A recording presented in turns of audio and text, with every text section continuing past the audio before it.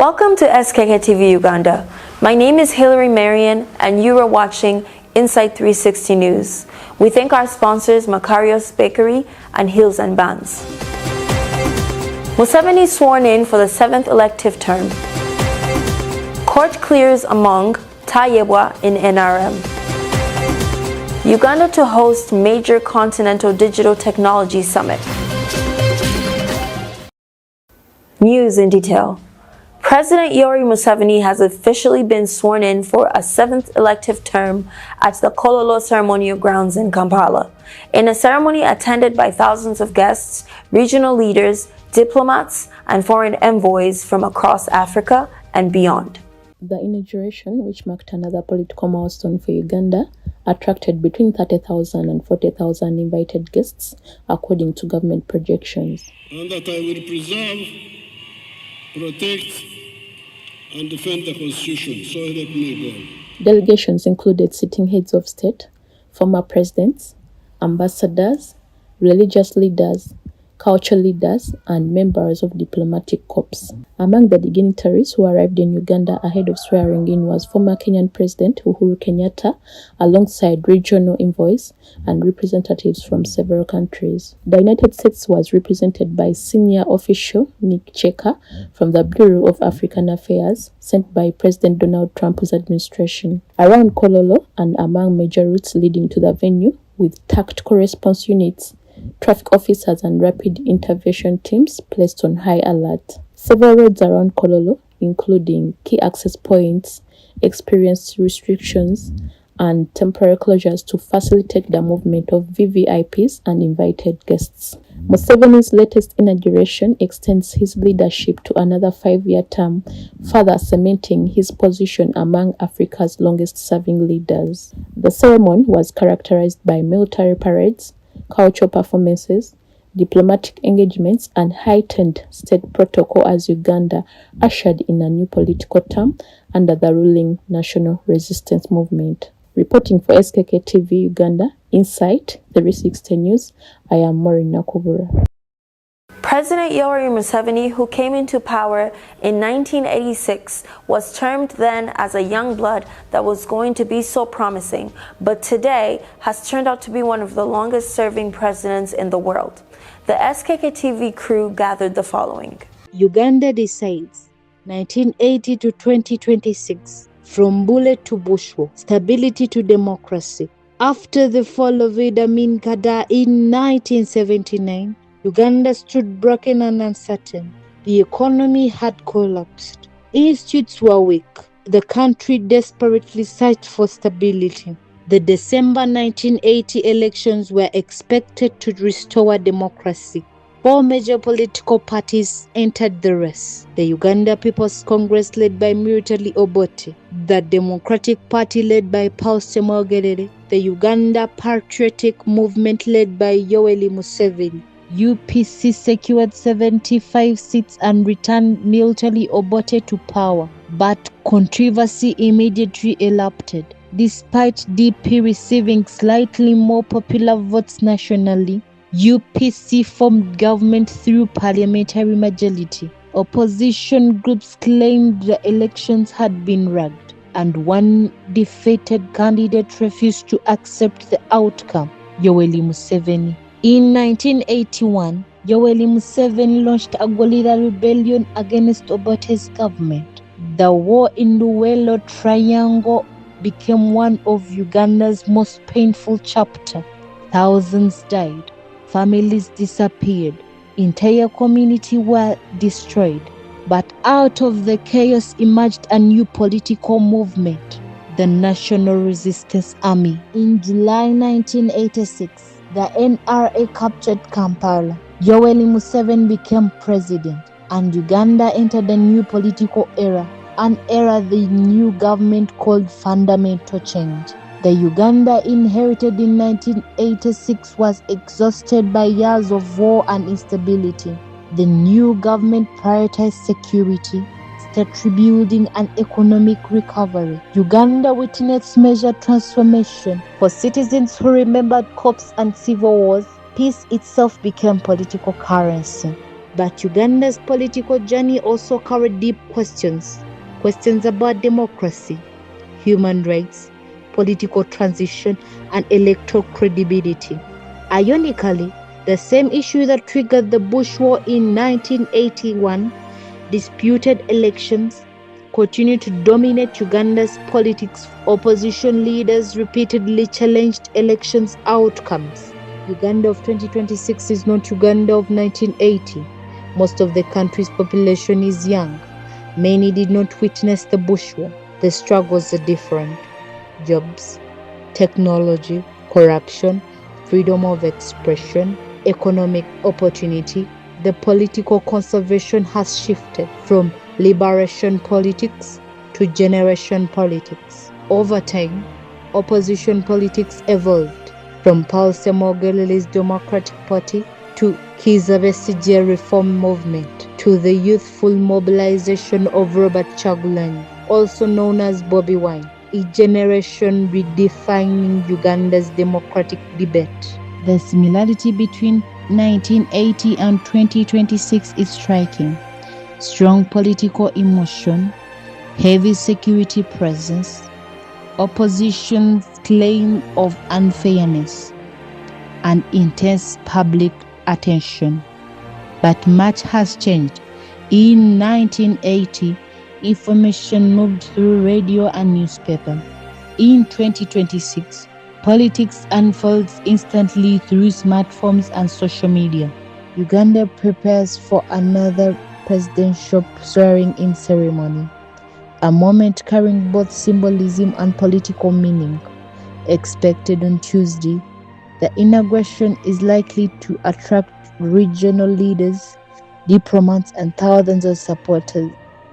Security has already intensified across key routes and installations. Military parades and ceremonial displays are expected. For supporters, the ceremony represents continuity, order, and stability. From the disputed elections of 1980 to the Bush War to 4 decades of national resistance movement leadership, Uganda's political story has one survival and transformation. A country balancing stability and democracy, growth and inequality, continuity and change. And as Uganda enters another chapter in 2026, one question remains central. Can the nation preserve stability while building a future that fully satisfies the democratic aspiration of a new generation? Uganda prepares for another presidential swearing-in ceremony, a moment carrying both symbolism and political meaning. Expected on the 12th May 2026, the inauguration is likely to attract regional leaders, diplomats, and thousands of supporters. Security has already intensified across key routes and installations. Military parades and ceremonial displays are expected. The history of Uganda is not just about leaders. It is about the people and the future they continue to shape. Inside 360 SKK News, I'm Catherine Asimwe. The High Court in Kampala has dismissed a case challenging the endorsement of Anita Annette Among and Thomas Tayebwa as the ruling National Resistance Movement flag bearers for Speaker and Deputy Speaker of the 12th Parliament. Justice Collins Aklam ruled that the applicant, Suga Jack alias Mandela, lacked sufficient legal standing and had failed to first exhaust the party's internal dispute resolution channels before heading to court. The judge further held that the NRM Central Executive Committee acted within its powers to recommend candidates for the top parliamentary positions.